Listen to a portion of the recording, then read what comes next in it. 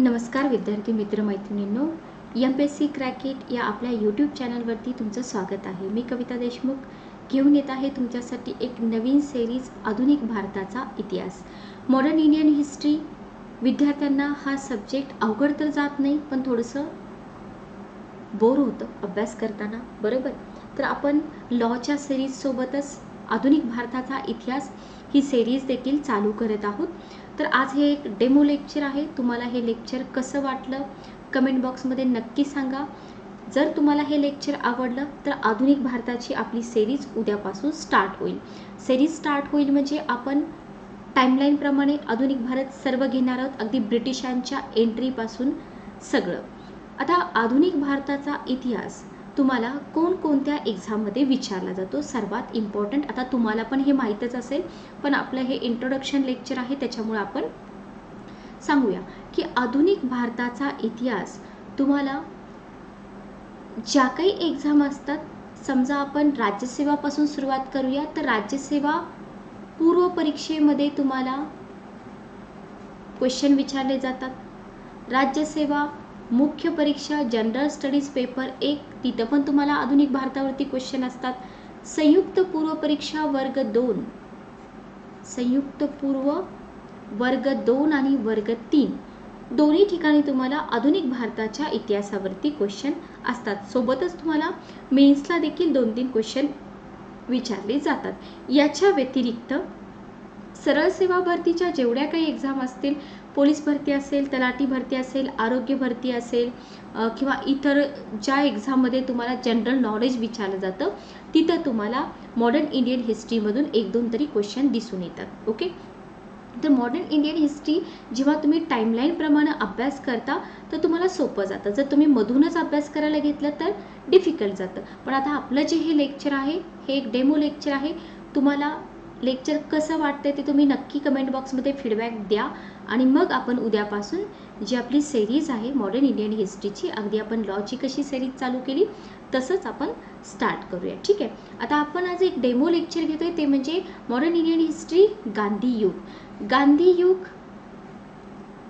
तसं बघितलं तर सोपं आहे, मधून जरी शिकवलं तरी तुम्हाला समजतं, पण आपण तसं करणार नाहीये. आपण आज फक्त डेमो लेक्चर घेतोय म्हणून आपण गांधी युग घेतलेला आहे.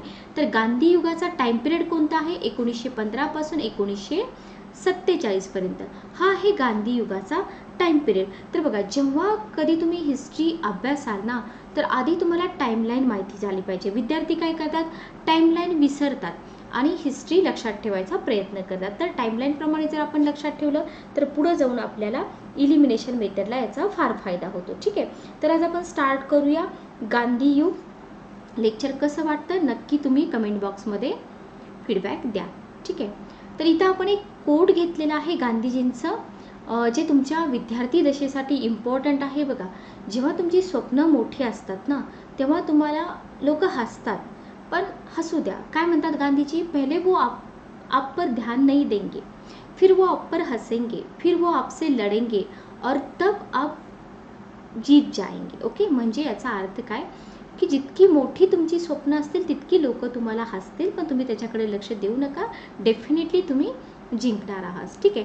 तर ॲडव्हर्टाईज नाही आहेत, डिमोटिवेट होणं किंवा डिप्रेशनमध्ये जाणं अशा गोष्टी विद्यार्थ्यांच्या होऊ शकतात, पण तुम्ही त्याच्याकडं लक्ष देऊ नका. तुमचा स्टडी चालू ठेवा.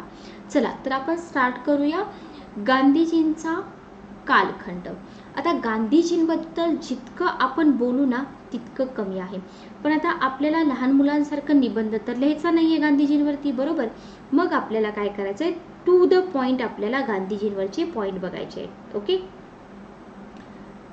तर इथं तुम्हाला सुरुवात कुठून होते बघा. महात्मा गांधीजींबद्दल जर आपण इन्फॉर्मेशन घेतली, तसं बघितलं तर आपल्याला इन्फॉर्मेशनमध्ये काय विचारतात? आपल्याला गांधीजींचा कालखंड दक्षिण आफ्रिकेतला असू दे किंवा तो भारतातला असू दे, दोन्ही आपल्याला विचारलं जातं. ठीक आहे. आता इथं आपण जी टाईमलाईन घेतलेली आहे ते बघून घ्या. आता मोहनदास करमचंद्र गांधी हे त्यांचं नाव होतं. सांगायची गरज आहे का? अजिबात नाही, बरोबर.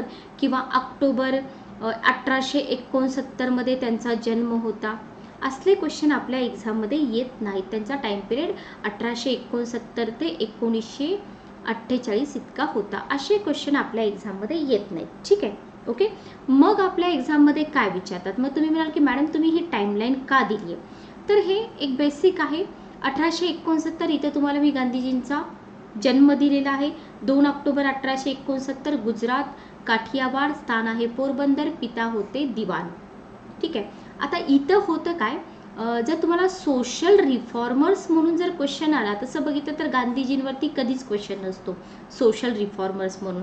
फॉर एक्झाम्पल तुम्हाला जर सोशल रिफॉर्मर्स म्हणून बाबासाहेब आंबेडकरांवरती क्वेश्चन आला, आणि क्वेश्चन आला पण होता की त्यांचे वडील या पदावरती होते, त्याच्यामुळे त्यांची जे फॅमिली बॅकग्राऊंड आहे ना ते सुद्धा आपल्याला करावं लागतं. ठीक आहे. आता हे झालं 1869 गांधीजींच्या जन्माबद्दल.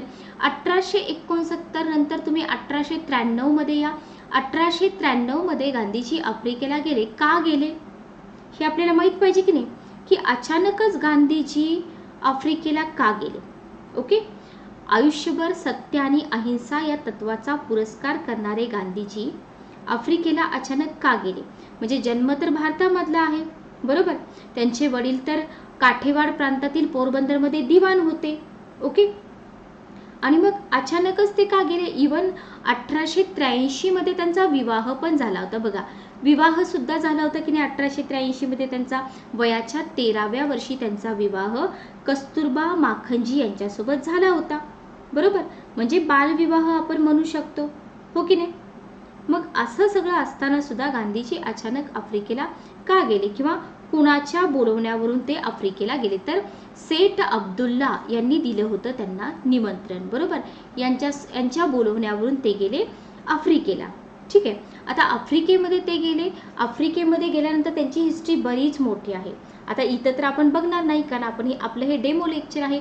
जर तुम्हाला लेक्चर आवडलं तर आपण ही सिरीज अगदी डिटेलमध्ये घेणारच आहोत. ठीक आहे. ओके. तर गांधीजींनी तिथं काय केलं बघा, गांधीजींनी भारतीयांसोबत होत असलेला भेदभाव पाहिला, रंगभेद नीती पाहिली, काळे आणि गोरे यांच्यातला फरक त्यांनी पाहिला, आणि या सगळ्या गोष्टींमुळे काय झालं, गांधीजींचं जे काही मन आहे ते दुखावलं गेलं. आयुष्याची 21 वर्ष गांधीजींनी कुठं घालवली, आफ्रिकेमध्ये घालवली. लक्षात ठेवा, वयाची 21 वर्ष टोटल त्यांनी आफ्रिकेमध्ये घालवली. त्यांचा राजकीय दृष्टिकोन असेल, नैतिक असेल किंवा राजकीय नेतृत्व असेल, सगळी काही जी कौशल्य आहे, सगळे काही स्किल आहे ते त्यांनी तिथंच विकसित केले बरोबर. आता दक्षिण आफ्रिकेतील भारतीयांचं नेतृत्व गांधीजींनी केलं. Okay, clear. तर गांधीजींनी तिथं या लोकांसाठी लढा पण दिला. तिथंच गांधीजींनी त्यांचं सत्याग्रहाचं पहिलं हत्यार काढलं. ओके. तर हे सगळं आपण गांधीजींचा जो दक्षिण आफ्रिकेतला टाइम पिरियड आहे तिथं आपण डिटेलमध्ये शिकणारच आहोत. तिथल्या भारतीयांचा मतदानाचा हक्क काढून घेणारा कायदा लागू करण्यात येणार होता. ठीक आहे. आता या कायद्याला विरोध करण्यामध्ये ऑब्व्हियसली गांधीजी पुढे असणार, आणि गांधीजींनी लढा दिला पण त्याच्यासाठी. ओके. आणि कायदा रद्द करण्यात जरी गांधीजी अपयशी झाले असले, म्हणजे हा कायदा रद्द तर गांधीजींच्या लढ्यामुळे या कायद्याला गांधीजींच्या बाजूने सक्सेस तर नाही मिळालं बरोबर, पण याच्यातून एक गोष्ट घडली की भारतीयांवरती अन्याय होतोय हे गांधीजींनी तिथं दाखवून दिलं. Okay, clear. तर असं त्यांची थोडक्यात कामगिरी होती दक्षिण आफ्रिकेमध्ये. 1894 मध्ये काय झालं बघा, संघर्षवादी उदारवादी चरण चालू झालं बरोबर. गांधीजी दक्षिण आफ्रिका सरकारला प्रार्थना आणि पत्रे लिहू लागले. ओके. आणि भारतीयांची दशा सुधारा किंवा भारतीयांवरती अन्याय करू नका असं विनंती करू लागले, प्रार्थना करू लागले. हे होतं 1894चं तिथलं जे काही वातावरण होतं अशा प्रकारचं होतं. ठीक आहे. आता 1906 मध्ये काय झालं बघा, 1906 मध्ये इथं उदारवादी चरण, इथं दक्षिण आफ्रिकेमध्ये संघर्षाचं दुसरं चरण चालू झालं, इथं पहिलं चरण चालू होतं. आता दुसऱ्या चरणामध्ये मात्र गांधीजींनी काय केलं, हे प्रार्थनापत्र वगैरे द्यायचं सोडून दिलं. त्यांना माहिती होतं की याच्यामुळे काहीच होणार नाहीये, भारतीयांवरती जो अन्याय होतोय तो होतच राहणार आहे. याच्यामुळे त्यांनी अहिंसात्मक प्रतिरोध व सविनय कायदेभंग नीती चालू केली. किंवा तुम्हाला इथं क्वेश्चन पण विचारला जाऊ शकतो की ही जी नीती आहे ना, ज्याला सत्याग्रह नाव दिलं, हे कोणत्या नीतीला सत्याग्रह नाव दिलं गांधीजींनी, किंवा अहिंसात्मक प्रतिरोध व सविनय कायदेभंग नीती गांधीजींनी कोठे चालू केली, भारतामध्ये सुरुवातीला चालू केली का दक्षिण आफ्रिकेमध्ये चालू केली. ओके. तर अशा प्रकारचे क्वेश्चन तुम्हाला विचारले जाऊ शकतात. ठीक आहे. आणि मग 1906 मध्येच त्यांनी काय केलं, पंजीकरण प्रमाणपत्र विरुद्ध सत्याग्रह पण केला. आता तिथं हा एक इश्यू झाला होता पंजीकरण प्रमाणपत्राचा, ठीक आहे. तर त्याच्या विरुद्ध पण त्यांनी सत्याग्रह केला. अहिंसात्मक प्रतिरोधक सभा पण गठन केल्या, फक्त हिंसा करायची नाही. आणि इथं झाली गांधीजींना जेल. तर तुम्हाला विचारलं जाऊ शकतं की 1906 मध्ये गांधीजींना दक्षिण आफ्रिकेमध्ये जेल झाली होती का, ठीक आहे. आता 1906 मध्येच बघा इंग्रजांनी काय केलं होतं, नाताळमध्ये, आता हे नाताळ कुठे येतं, नटाल काँग्रेस दक्षिण आफ्रिकेमध्ये येतं, तिथं झुलू राज्याविरुद्ध युद्ध पण पुकारलं होतं. आणि हे इंग्रज लोक काय करत होते, भारतीयांना युद्धामध्ये पाठवण्यासाठी गांधीजींना बोलत होते की तुम्ही पाठवून द्या बाबा, ठीक आहे. ओके. तर अशा प्रकारची इंग्रजांचा संबंध त्यांचा दक्षिण आफ्रिकेत असल्यापासूनच आलेला आहे. ओके. आणि फायनली 1914 मध्ये गांधीजी भारतात परत आले. ही आपली थोडक्यात टाइमलाईन आहे. एवढासाच आपला कंटेंट नाहीये किंवा एवढंसच आपलं कंटेंट नाहीये, याच्यापेक्षा पण आपल्याला डीपमध्ये शिकायचं आहे, जेणेकरून राज्यसेवा पूर्व परीक्षा, संयुक्त पूर्व परीक्षा वर्ग 2 आणि संयुक्त पूर्व परीक्षा वर्ग 3 चे आपले सगळे क्वेश्चन इथून सॉल्व्ह झाले पाहिजेत. ओके. फक्त तुम्हाला लेक्चर्स आवडले, समजले तर तुम्ही डेफिनेटली सिरीज पुढे चालू करण्यासाठी मला सांगू शकता, ठीक आहे. याच्यानंतर आपल्याला इम्पॉर्टंट भाग राहतो गांधीजींची महत्त्वाची आंदोलने. कोणती आंदोलने आहेत की जी गांधीजींची खूप महत्त्वाची आंदोलने ठरली किंवा ज्या आंदोलनांनी गांधीजींना प्रसिद्धी मिळवून दिली. तर त्याच्यामध्ये पहिलं आंदोलन 1917 मध्ये म्हणा, चंपारण सत्याग्रह. तुम्हाला सिक्वेन्स लावा म्हणून क्वेश्चन असतो, तुम्हाला गांधीजींचे सत्याग्रह असे दिले जातात आणि म्हणतात की याचा कालक्रमानुसार क्रम लावा, ठीक आहे. तर चंपारण सत्याग्रह गांधीजींचं पहिलं यश, लक्षात ठेवा. 3 कटिया पद्धती, याच्यामध्ये नीळ शेती, याच्यावरती आयोगाने ऑलरेडी क्वेश्चन विचारलेला आहे. आणि प्रथम सविनय आंदोलन. ओके. सविनय आंदोलन, ठीक आहे. हे झालं 1917 मधलं.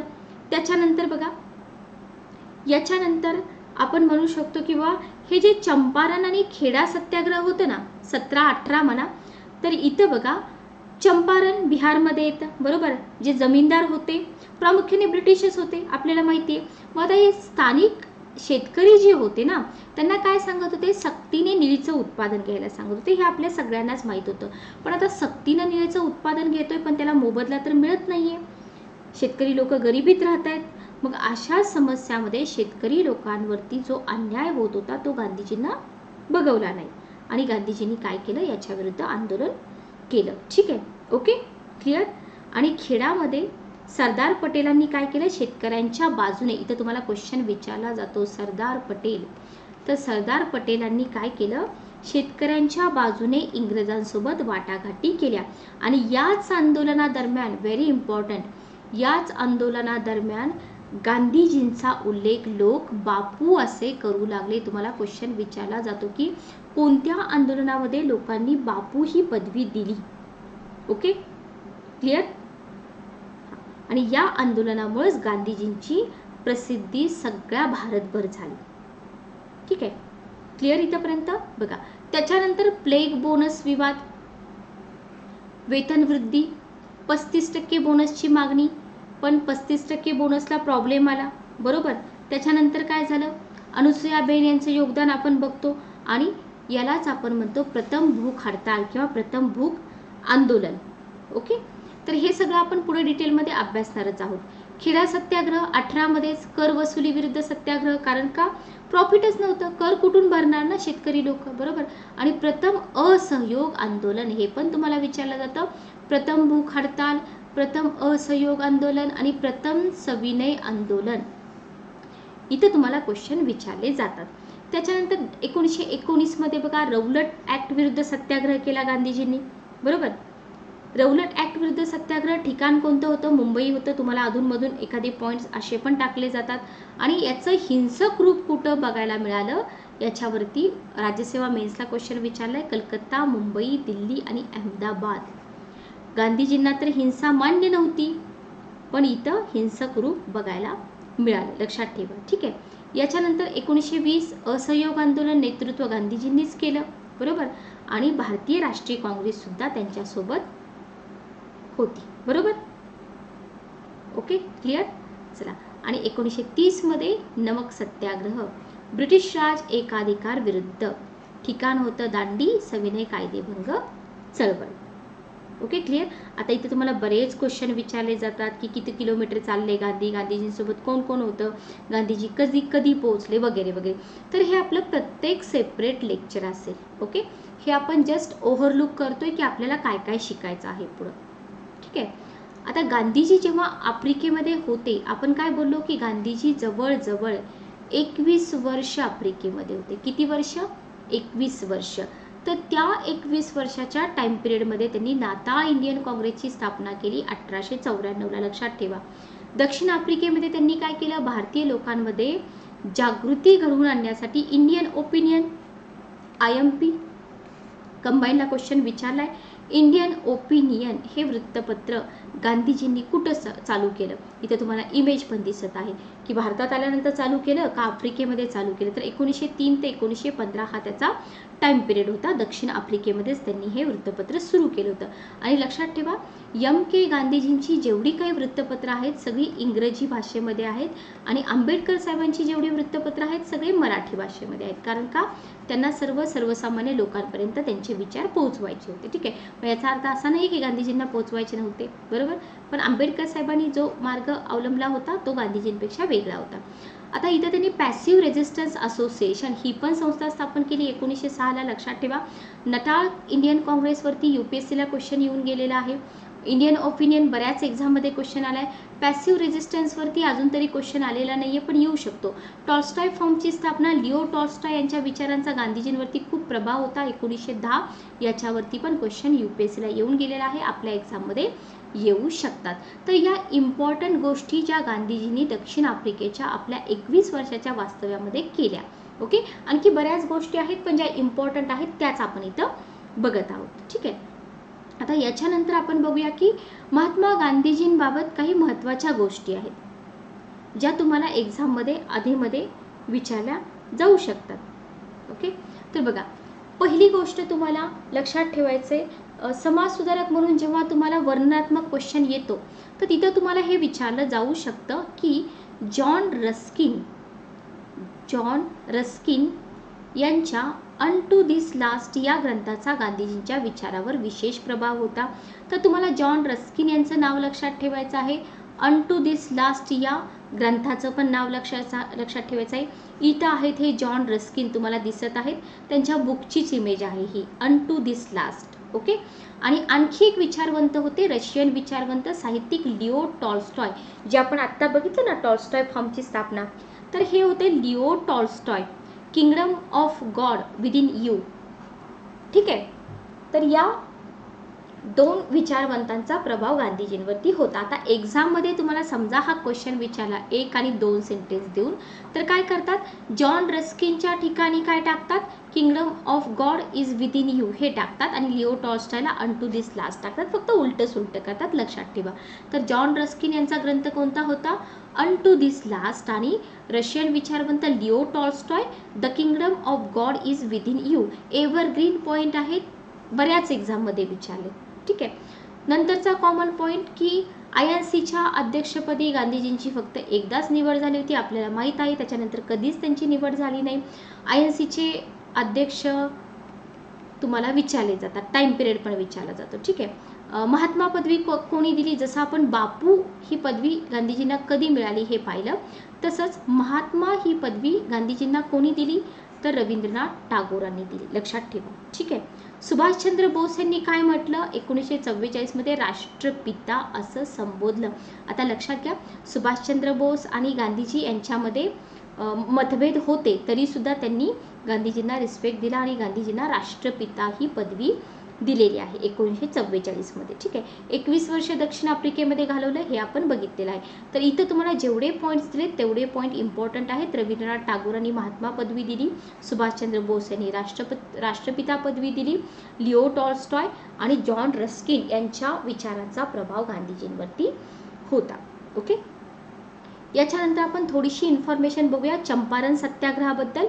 तर बघा, इथे तुम्हाला चंपारण सत्याग्रहाची इमेज पण दिसत आहे. ठीक आहे. तर गांधीजींना पहिलं यश कोणत्या सत्याग्रहामध्ये मिळालं, असा जर क्वेश्चन तुम्हाला विचारला तर चंपारण सत्याग्रहामध्ये. ओके. चंपारण सत्याग्रहाबद्दल पाठीमागं पण मी तुम्हाला बोलले की चंपारण बिहारमध्ये होतं, 19वी शताब्दी चालू होती. गोरे जमीनदार प्रामुख्याने ब्रिटिश लोक शेतकऱ्यांना काय सांगत होते, भूमीच्या 3 कठिया या भागावरती नीळ उत्पादन करायला सांगत होते. तर तुम्हाला असं फिगरमध्ये पण देऊ शकतात बरं का. याच व्यवस्थेला म्हणतात 3 कठिया पद्धती. Okay, clear. तर आता दुसरी शेती जर करायची असेल, फॉर एक्झाम्पल एखादा शेतकरी आहे, तो म्हणतो की नाही मी नीळ नाही लावणार, मी दुसरं पीक लावणार आहे, त्याला काही भाव नाहीये.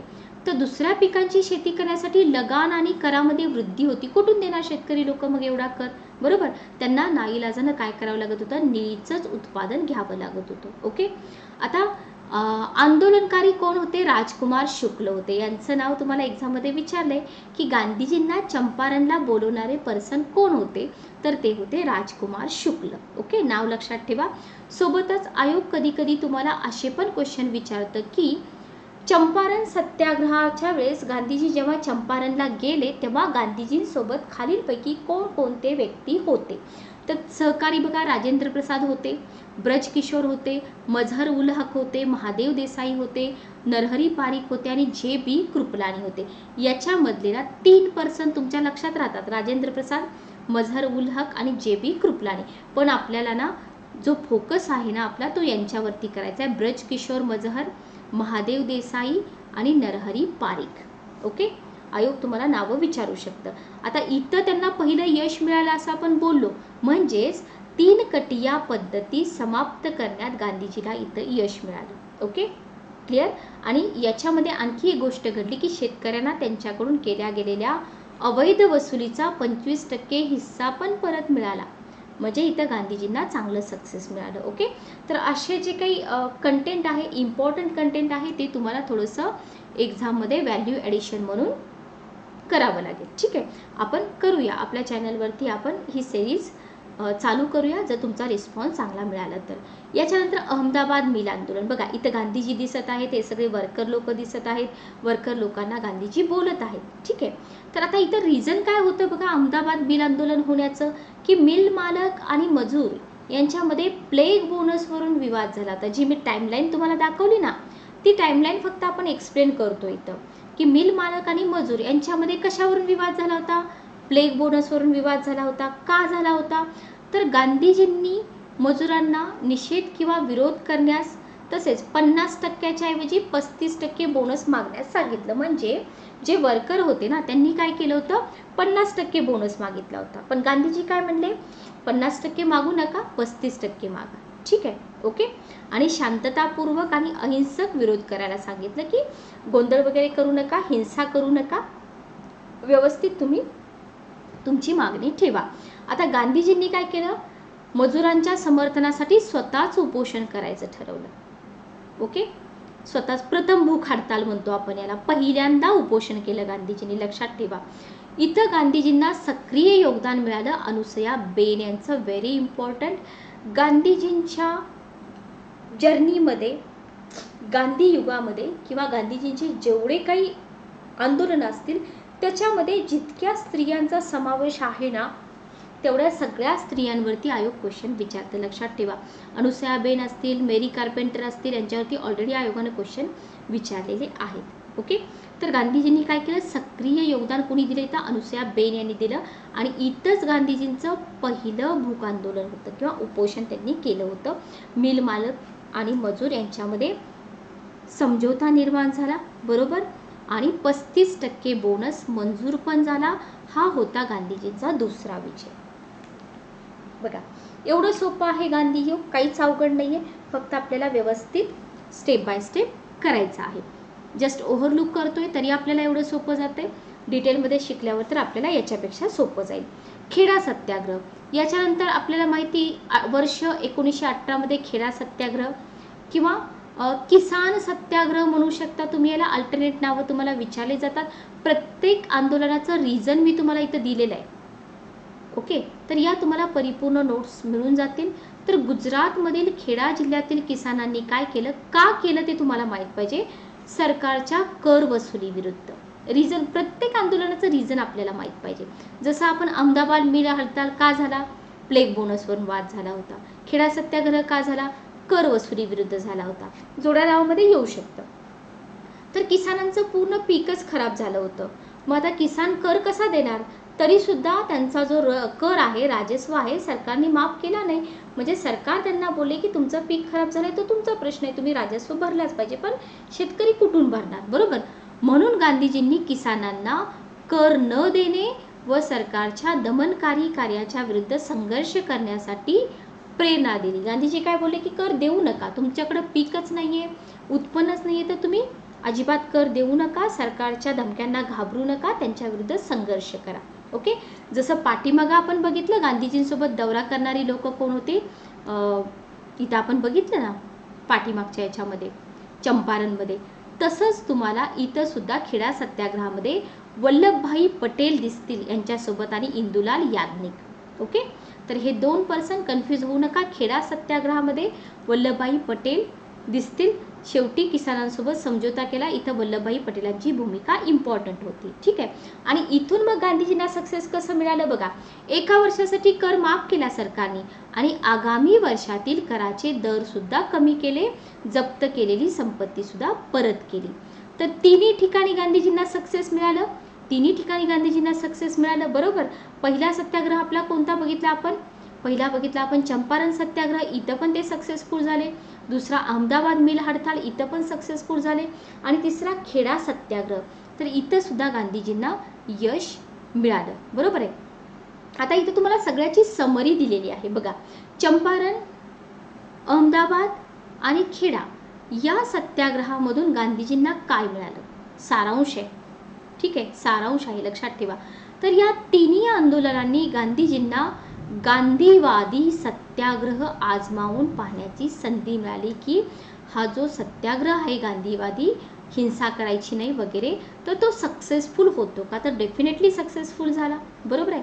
सेकंड, त्यांची सर्वात महत्त्वाची गोष्ट इथं अचीव झाली की देशातील लोकांशी जवळीक निर्माण करण्याचा चान्स त्यांना मिळाला होता आणि त्यांनी त्या संधीचं सोनं केलं आणि लोकांच्या समस्या सुद्धा त्यांनी समजून घेतल्या आणि लोकांशी त्यांची जवळीक निर्माण झाली. ठीक आहे. तिसरा फायदा काय झाला बघा.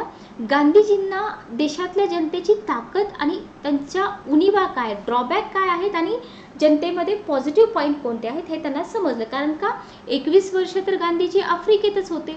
आत्ता ते आपल्या देशाची ओळख करून घेत होते, बरोबर. आणि जनतेची ताकद आणि उणिवा जेव्हा त्यांनी बघितल्या, त्याच्यावरून त्यांनी त्यांची पुढची रणनीती बनवली. ठीक आहे. चौथा पॉईंट बघा.